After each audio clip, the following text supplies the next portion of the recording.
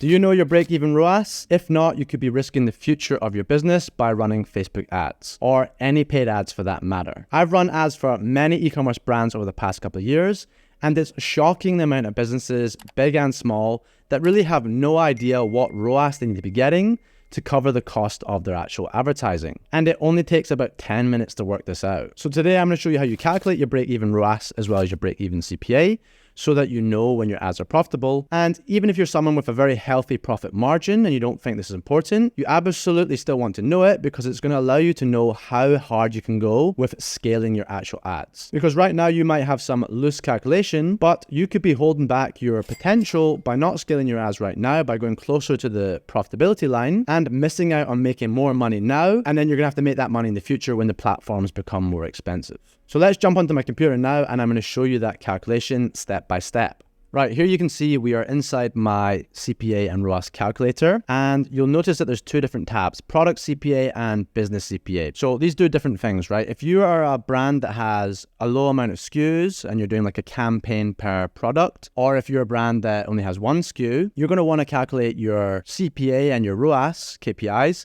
based on each individual product, because you're going to have a different one for each campaign, and that's going to allow you to independently scale and pull back those campaigns, right? But if you're someone with tons and tons of SKUs, or you're just a well-established business that's been running a long time and you have different upsells and things, and your AOV really changes, well, you might want to work out your business CPA, which is an average across the business, because then you can just gauge like, well, what do I need to average out my traffic level to make the business profitable? Okay, so I'm going to show you both now. First the product, then the business one. So the product CPA, first of all, you will see that we have this nice calculator here. Really simple, as I said, takes no time to calculate. And you don't want to touch the stuff that's in the blue, as these are formula, but you can change everything in blank to adapt it to your own brand. Okay, so let's just do this together. Let's delete the information and put it in. So I'm going to first of all come to this section, because there's calculations up here I want to explain. And we're going to determine what is the actual listing price that you're currently selling your product for, okay?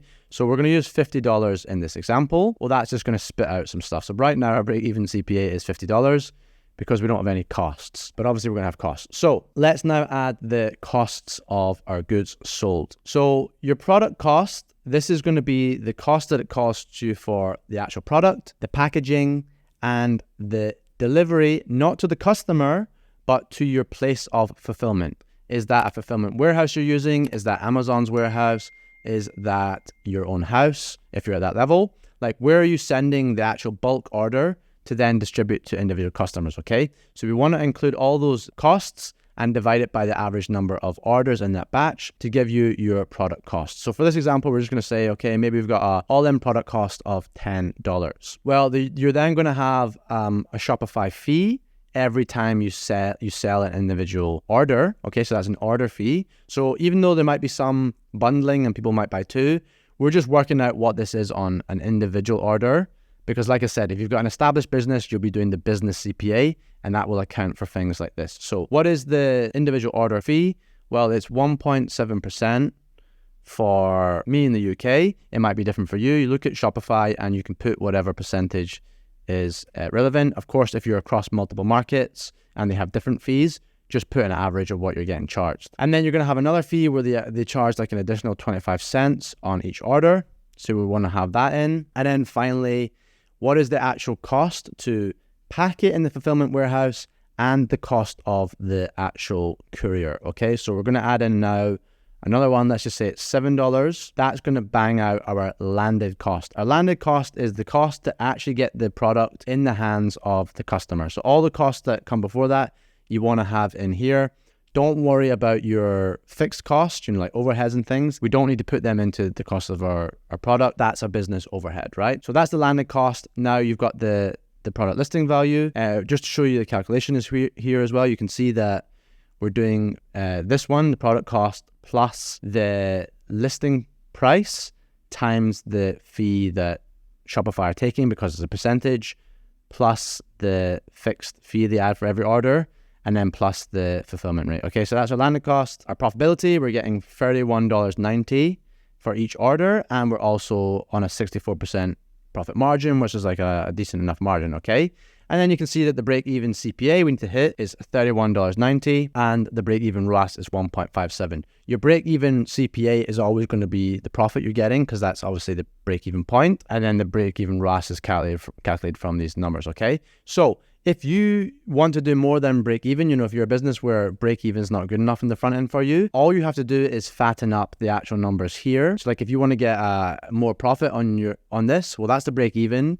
If I want a 20% additional profit, just bung that on there and it's going to fire out what break-even CPA and break-even ROAS you need to get are, okay? So that's the per product one.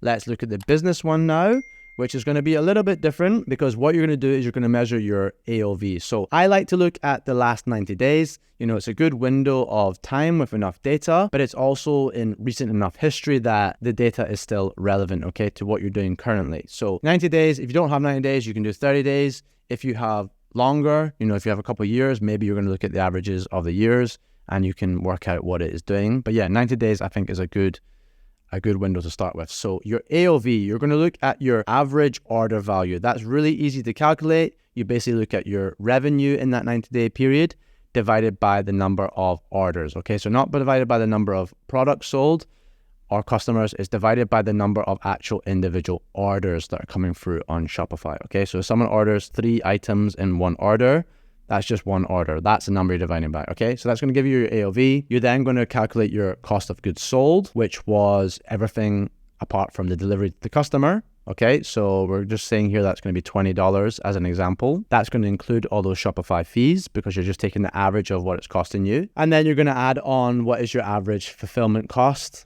So different shipping you might have different packing based on what the product weight is, like whatever. You're taking the average, looking at that there. Okay, so the average per order that you have. And then what is that totaled is will be your landed cost, which is $30. And then here you can see we have the profit from our AOV minus our landed cost and our margin. So you can see there's a 7% margin here. And the calculator is going to spit out that you have a break-even CPA of $70 and you have a break-even ROAS of 1.3, okay?